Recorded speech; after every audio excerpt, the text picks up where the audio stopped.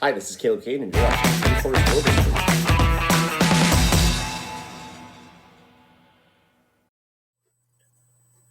Monopoly. That classic game that takes forever and destroys friendships and ruins family relationships. It's a wonderful game in which you can crush the soul of your opponent by buying Boardwalk, and when they land on it, they have to forfeit their life savings in order to continue the game. But Monopoly is actually a wonderful reflection of the Industrial Revolution. A lot of the characteristics and qualities of that game are a direct reaction to the new type of capitalism that comes out of the Industrial Revolution that involves buying and try to make as much money as is possible.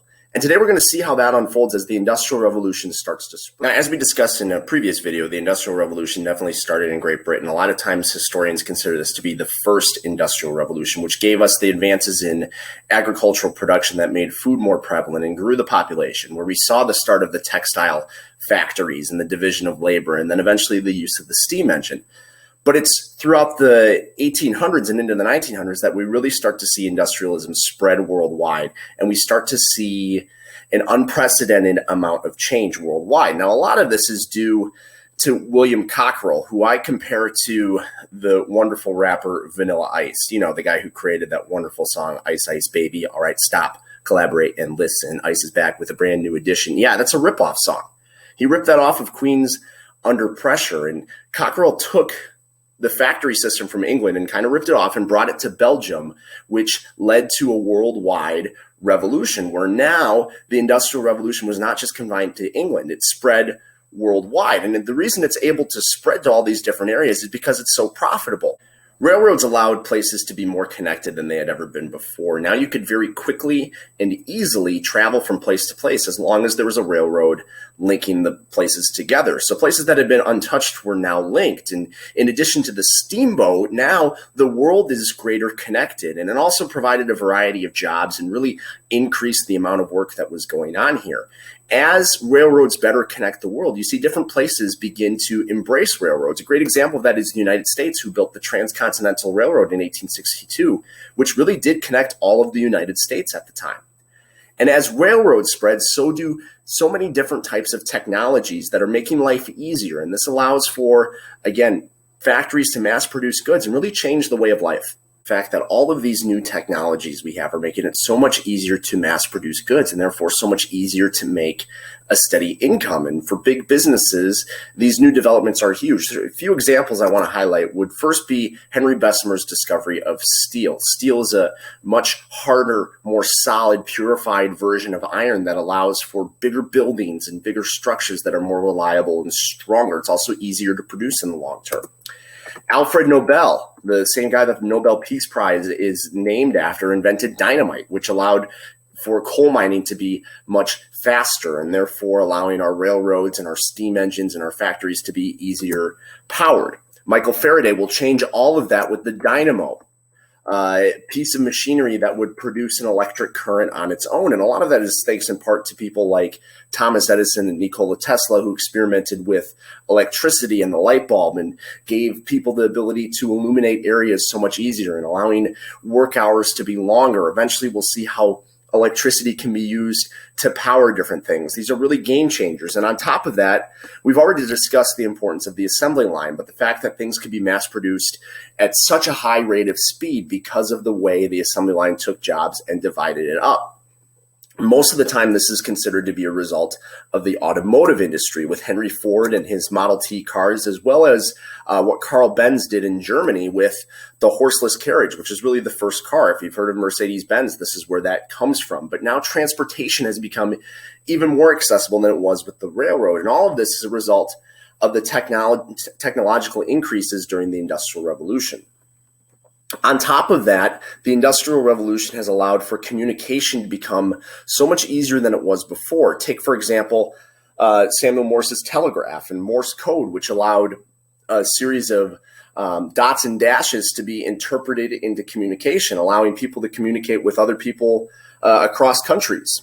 Eventually, that evolves into the telephone, invented by Alexander Graham Bell, which allowed for people to actually have conversations when they weren't right next to each other. This is a completely new idea, and that changes even more with Marconi's radio, which allowed for radio signals to be sent across oceans. And now it didn't matter where you were in the world, you could really communicate with anyone. So what the Industrial Revolution has really done, aside from making work easier and providing all these new economic opportunities, it has brought people closer together. Because of the railroad, because of these communication devices, people are now closer than they ever have been before. And with all that in mind, it makes sense that businesses are booming because communication is such a big part of businesses. And this is where everything we talked about with monopoly really comes into play. And to better understand that, let's go to the blackboard.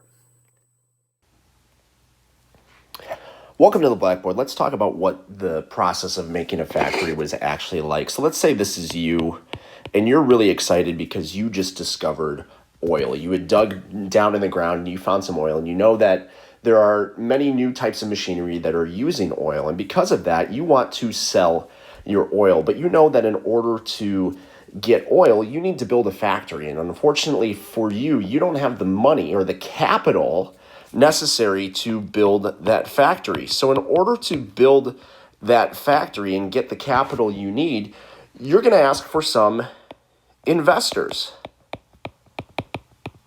Now, these are people who, quite honestly, have much more money than you, but they're willing to give you a loan so that eventually you can build that factory. And with their money, you were able to build a factory. Of course, that comes at a price. You're going to have to give a chunk of your profits to them as well. Regardless, you got your factory, and now you are mass producing oil, making you even happier than you were before, because now every barrel of oil that you produce is now being refined in your factory, and that means money for you. And your investors are excited too, because they get even more money as well. They're getting a percentage of what you have. However, your thought is, well, how can I make even more money? Well, what if I open another factory? And in order to do that, you're going to need more money again. So what are you going to get? More investors.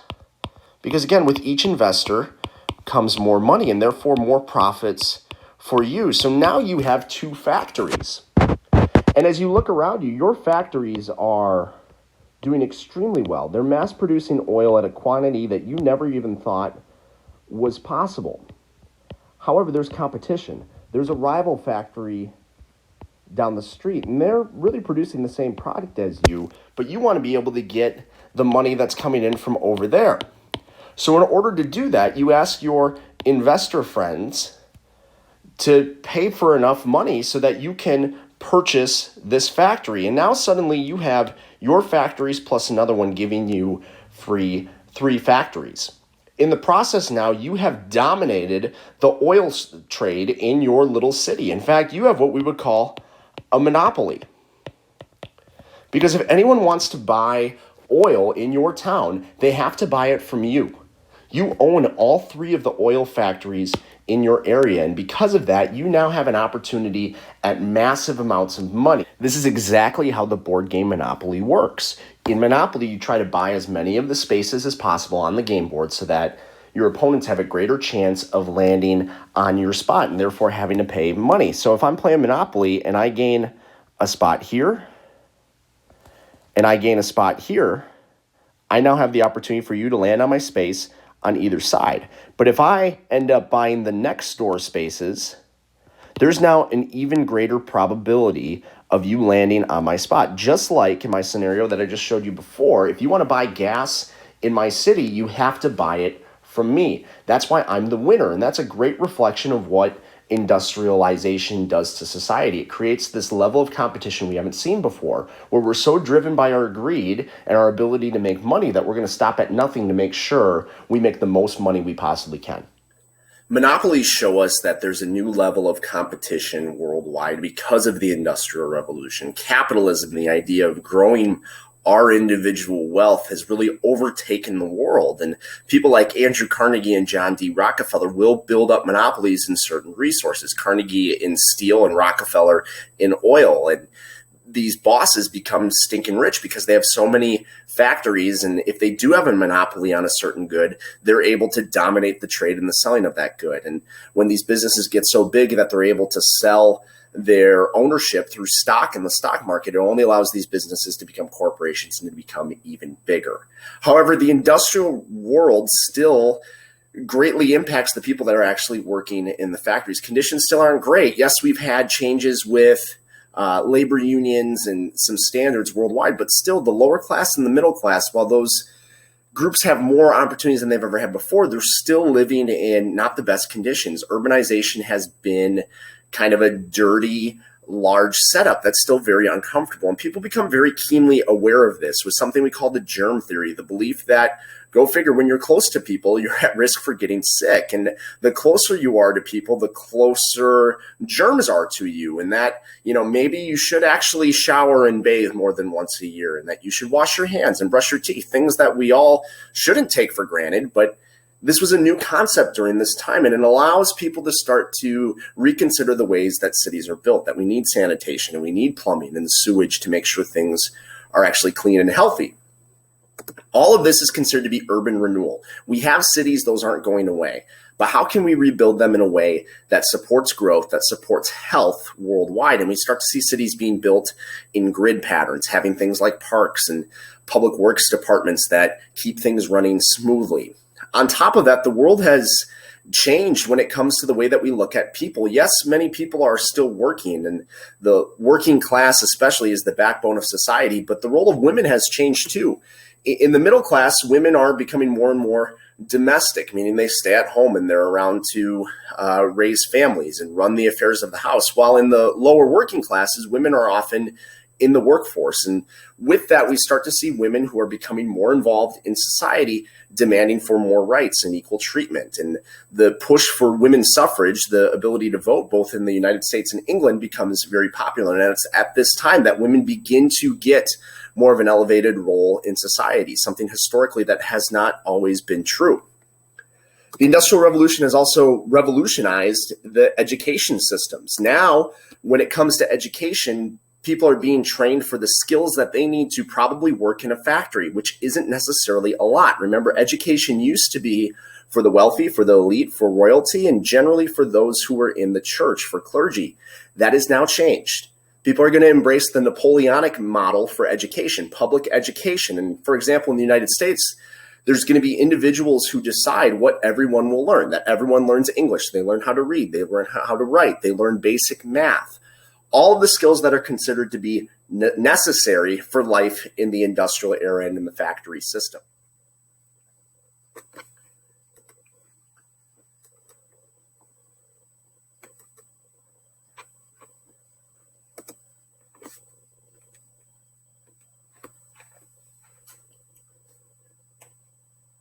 As the Industrial Revolution continues, it becomes very evident that a new worldview is starting to take over on the world. And those are the ideas of Charles Darwin, who's probably most famous for his theories of evolution, but also natural selection, which talked about survival of the fittest, that only the strongest survive. And a lot of what Darwin argued is that one of the reasons that humans are so advanced in comparison to other animals and creatures is their ability to think and reason. And Darwin believed that humans had evolved to this point, and because of that, the Industrial Revolution was a reflect of their ability to adapt and survive, making them the strongest and allowing them to really dominate the world. Now, obviously, if you come from a Christian worldview, that doesn't make a whole lot of sense, because we know we were created by God and that we were given this ability to reason and think. But many people during this time are going to continue to believe in what social Darwinism says, which is that the strongest survive. And that's a reflection of what we saw in capitalism with the monopolies, right? The strong companies truly survive. And this kind of becomes the way in which these companies and these bosses will justify what they were doing. Now, overall, the second industrial revolution has brought about a number of different changes, including the formation of steel, the use of intense transportation, whether it was railroads or steamboats, better connecting the world together. The use of sustainable power like electricity and oil. No longer do we just have to use steam or just have to use water power. Things are even more accessible. The increase in communications that, again, make the world a smaller place thanks to the Morse code and the telephone and the radio. The world is a much smaller place. And then, of course, we see the growth of big businesses, the capitalist pursuits that these people in the higher, wealthier classes have, and the ability they have to make more money than really we've ever dreamed of before. And of course, that rise in secularism. And all of this change can definitely be reflected by those ideas of social Darwinism. All of the evidence that we've looked at today definitely points to the fact that this is a time of change unlike any other. The Industrial Revolution has an unprecedented amount of changes, whether it's in technology or the lives of people that have been changed by how we work, or the fact that the world is more connected than it has been before, or the fact that worldviews have dramatically changed in a way that might be irreversible. It might best be summed up by the quote that Charles Darwin had, in which he said, "It is not the strongest of the species that survives, nor the most intelligent that survives. It is the one that is the most adaptable to change." Meaning, the Industrial Revolution was bound to happen whether or not you like it, and you had a choice to either get swept up by it, or you could ignore it and watch the rest of the world pass you by.